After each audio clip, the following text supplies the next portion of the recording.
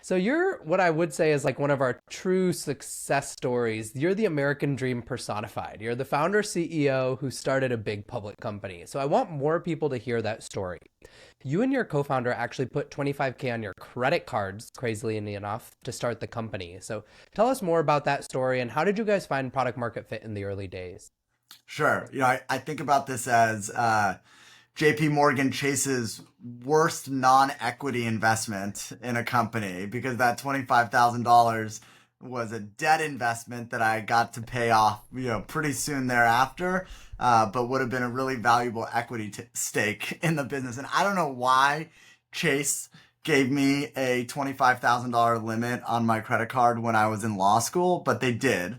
And so when we started the business, I put $25,000 on my credit card.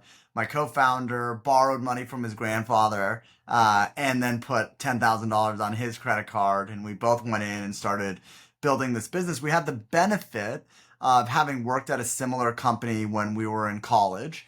I got to see that business at 300,000 in revenue when I got there, and about 5 years later turn into a $5 million revenue business. But it was a $5 million revenue business with $4.7 million of profit because we just weren't investing back into the business. And I had an opportunity to be CEO of that business, but couldn't see like what that actually meant. I asked my boss, like, who's the founder and a great visionary, what does me being CEO at this company mean? Does it mean I can build a sales team and build a marketing team, build out the product? And he was like, no, I still make all of the decisions and do everything, but you'll be the CEO in name. And I was like, no, I'm going to go to law school.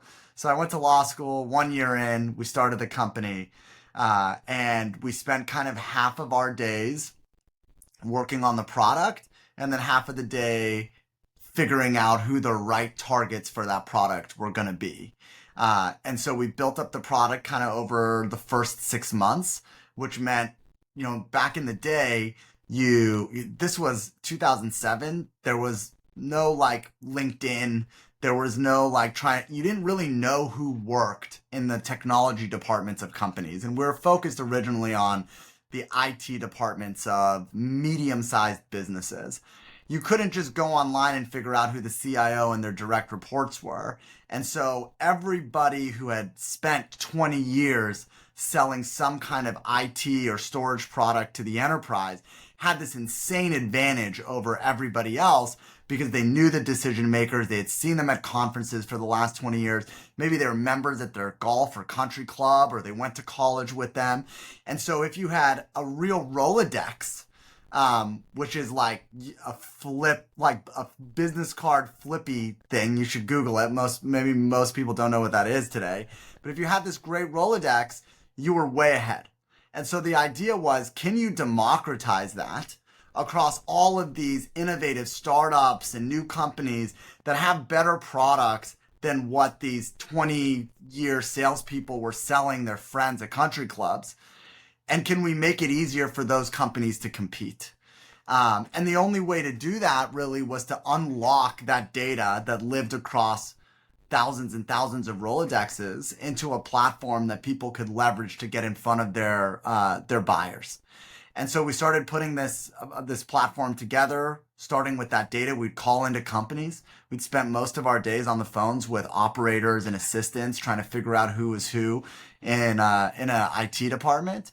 Put that data asset together and then took it out to market. About 6 months later, we sold our first deal 6 months after we founded the business to a publicly traded IT staffing and recruiting business. It was a $14,500 deal.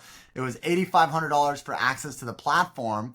And the first thing we realized in the sales process was the number one objection we were going to get was, hey, it's great for these companies that you have, but my sellers are also focused on all of these companies, and that you have great mid-market coverage, but you don't have Fortune 1000 coverage. So like, I can't just buy this for a small portion of my team. I need it for everything. So we said, okay, no problem. It's $8,500 for the access to the platform as it exists.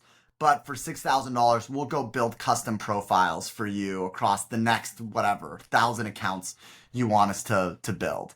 And so it was a mix of kind of like a services contract and an annual subscription business contract. but we knew we'd be building, we were going to build those next 6,000 companies or whatever it was anyways, and we'd be able to share that with the rest of our customer base as the customer base grew.